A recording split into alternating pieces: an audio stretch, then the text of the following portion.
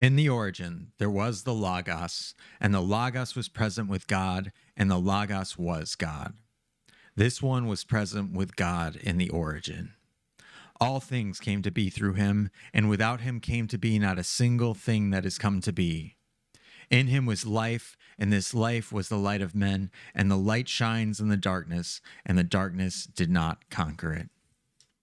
This is from John 1, which is one of my favorite passages. You may have heard it translated more commonly as in the beginning was the Word, and the Word was with God, and the Word was God. But as we just read, the word there is logos, which is from the Greek and had a lot more meaning to it at the time that John was written. Now, if you know that already and you're just looking for a quick definition of logos, the closest that I can think of in a modern example is this idea of the universe. So, in the past 20 years or so, we've started to use phrases like the universe has your back. And when we say that, there's this implication that the universe is an advocate for you, that it's some sort of unifying force for good and for optimism, this idea that it's for you. Maybe because it's for you, there's this idea that it's like sentient and a being and not just a thing. And then there's for sure the idea that the universe is like this big, all encompassing thing, right? Like it's everything put together in one, and it is essentially like this unifying force. I like to think of it as like the fabric of reality, is another way to think about it.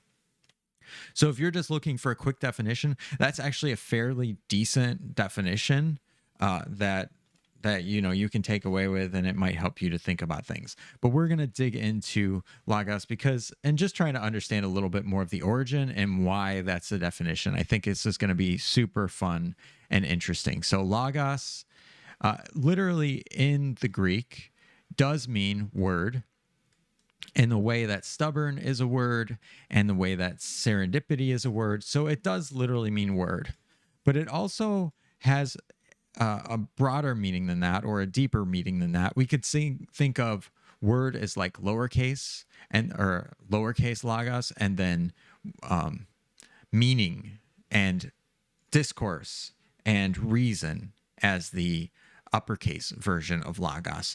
And that's the logos that is being used here in John 1. The Bible certainly does use logos to mean word later on and in other contexts, but here in John 1, it means discourse, meaning, reason, etc. Okay. So let's go back to Aristotle, because he's one of the earlier users of Aristotle of the word logos. And by the way, if you're like me, I always had this idea that Aristotle lived like a million years before Jesus. Like they were just really far away from each other in the timeline. But Aristotle only lived in something like around the 300s BC. So it was not that long before Jesus. And actually, let's just start to plot this here, because I think it's super fascinating, the timeline of when these folks lived. So let's put we're going to put Jesus here. Okay. And we'll put Aristotle, 1, 2, 300 years. Something like, actually, we'll do 4. So he's somewhere in here.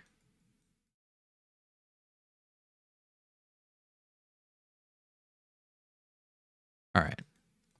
And then we'll just snug that up in there. Okay. So Aristotle lives somewhere in there. We'll come back to that in a second. Okay. So Aristotle he defined the 3 principles of rhetoric. And those 3 principles are ethos, pathos, and logos. Now, ethos is the idea of the speaker. So the presenter, and it encompasses everything about them: the way they speak, their presentation of themselves, how they look, their reputation. So ethos is about the speaker.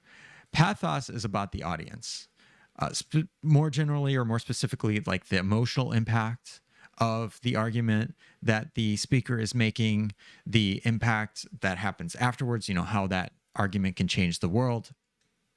And then we have logos, which is the argument itself. It's the thing that is between the speaker and the audience. And it is the idea, the argument, the I think essentially the discourse itself. So it's about the idea. And I think that this is really fascinating if we think about logos as it's used in John, because this starts to get at the idea that logos is about the argument itself. It's not about who is saying it or who it's being said to. It's about the thing that's being said.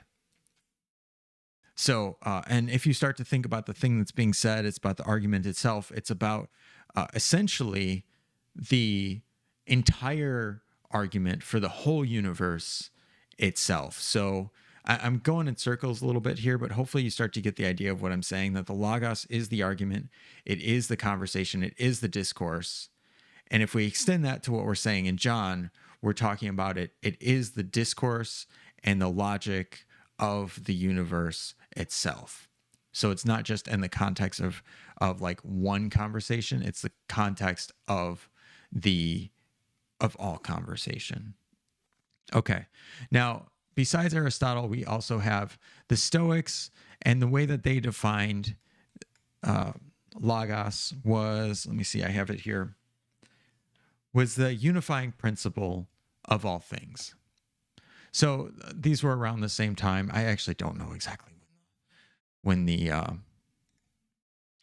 Stoics lived. We'll just put them roughly around the same time as Aristotle. But you can see that these are not completely incompatible ideas. And both of these ideas go back even farther to the philosopher Heraclitus. We'll put him way over here. It's really hard to change the colors on here. I should have just stuck with white, but next time, we know for next time.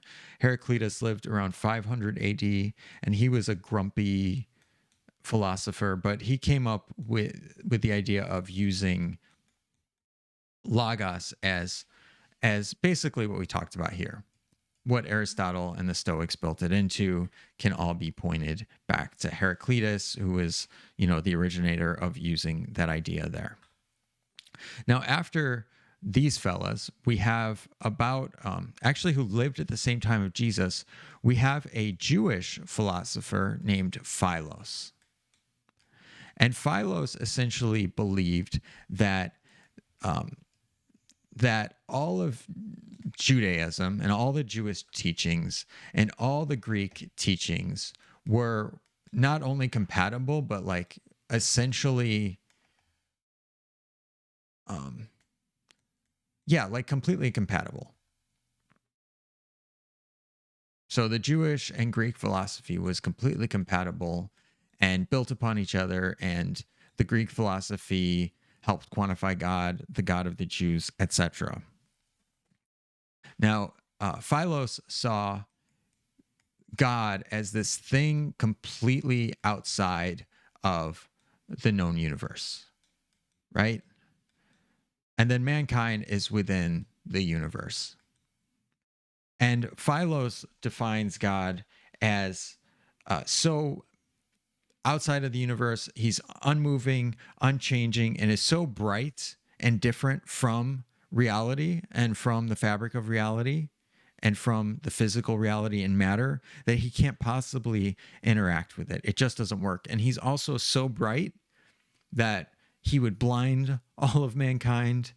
And he's just not understandable because he's so different and he's so beyond mankind. He's just not even like, you can't even really conceive anything about who he is. So Philos sees logos as essentially this layer between God and man. And not the dividing layer, but the layer that allows them to like have some access to each other.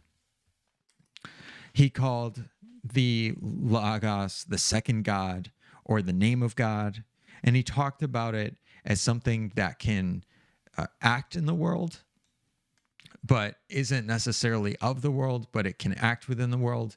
He gives an example, I believe, of Balaam, who encounters a donkey on the road, and who rides a donkey. The donkey sees an angel is blocking the way. He would define that angel's intercession there as part of the logos. He also saw the Logos as God's instrument of creation. So in like Genesis 1:27, for instance, where man is created, that is in his point of view Logos. And and I think it's interesting too that when we talk about God being too bright for man to look upon, that in John it references the light shines in the darkness, and the darkness did not conquer it. So there seems to be an understanding that that light of God is within this Logos. Now, don't forget, Philos, not a Christian, but he's a Jew living at the same time as Jesus. Okay, and so he had this idea of the Logos of Aristotle and the Logos of the Stoics as being this unifying, this intercession, right? This thing that would go between God and mankind and go between the cosmos that is outside of our world and our universe and bring that into our universe and our reality, etc. Okay, now we get to the book of John. Now, the book of John was written, it was started somewhere around 50 AD and was finished somewhere around 100 AD. So the book of John was finished somewhere around 100 AD. So quite a bit later.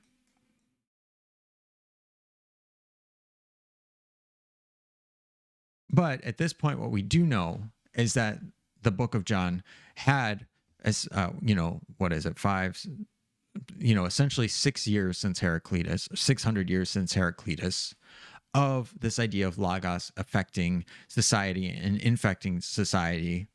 And it's also very likely that the ideas of Philos had impacted the ideas of the book of John, since he was a Jewish philosopher.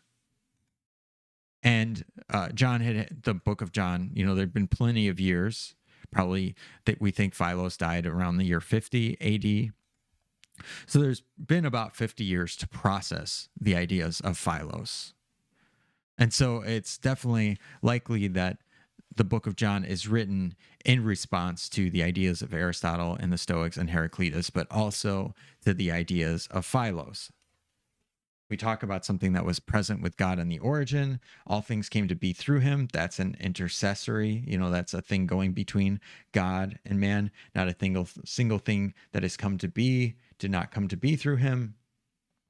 In him was life, that was the light of men, etc. So we see this figure that goes between, that is essentially this layer between God and man. Now we don't know who the book of John was written to. Like, was it written to the Christians? Was it written to, the Romans? Was it written to the Greeks? Was it written to the Jews? Like, we just don't know who it was written to. It seems like the most simple conclusion is that it was written to the Jews or the Christians who are interpreting the stuff of Philos, but you can see how it could also be a reference to Aristotle and the Greek philosophy, which the Romans had by then adopted. So we're not really sure who it was written to. And the descriptions that I've given are, just a rough outline as far as the understanding. I imagine in the future, if you were to go 1,000 years, if you were to come back and read Twitter and see the word woke, for instance, there's so much, like you could understand roughly what it is. You could understand the literal definitions of what it is. But then understanding how we all feel with it, in the sense that you have emoji and the red pill, blue pill that all feed into it.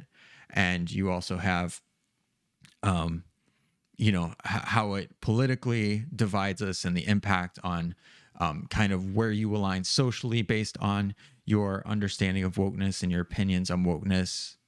Right, 1,000 years in the future, you won't understand all the dynamics that we have associated with it today. And honestly, some of us have a much stronger opinion or association with it. Some people, frankly, myself, not really super concerned with the word.